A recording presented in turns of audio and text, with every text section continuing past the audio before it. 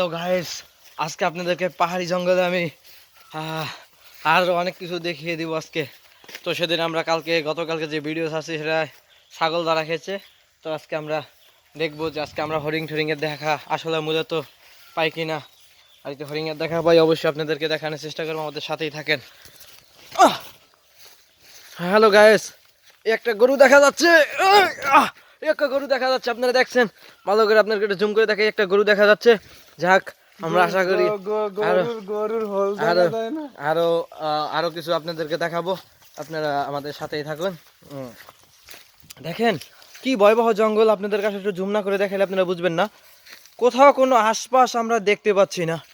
তো সামনে মানে একটা হরিণ দেখা যাচ্ছে গায়েস। এই হরিণটা চলে গেল একটুর জন্য গায়েস। যাক, আপনাদের মাঝে আমি আবারও হরিণ দেখানোর চেষ্টা করবো। আজকে গরু দেখালাম। এই জঙ্গলের ভিতরে আসলে মূলত কিছু নাই, আপনারা দেখতেই পাচ্ছেন। আপনারা এখন তো আসলে দেখতেই পাচ্ছেন। তো এই জঙ্গলের ভিতরে খালি জঙ্গল আর জঙ্গল চারিদিকে। তো জঙ্গল ছাড়া এখানে আর অন্য আর কিছু নেই।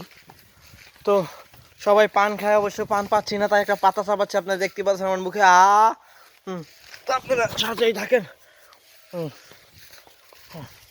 তো ওই যারা বঙ্গ জঙ্গলে থাকে মূলত তারা পোকামাকড়, ব্যাং এইসবই খেয়ে থাকে মূলত, আপনারা সকলেই জানেন। তো আমি আজকে 3 দিন আগে অবশ্যই আপনারা দেখছেন চালটা চুলটা সেটা খেয়েছি, কাঁচা শাক পাতা মূলত। হ্যাঁ, তো আমার সাথেই থাকবেন, আপনাদেরকে আরও মজার মজার জিনিস দেখানোর চেষ্টা করব। তো এখন আমি চলে যাব মূলত আমাদের খাবার খোঁজার সন্ধানে। আমাদের সাথে চোখ রাখেন, ইনশাল্লাহ যে খাবারটা পাবো সেটা আপনাদের মাঝে তুলে ধরার চেষ্টা করব।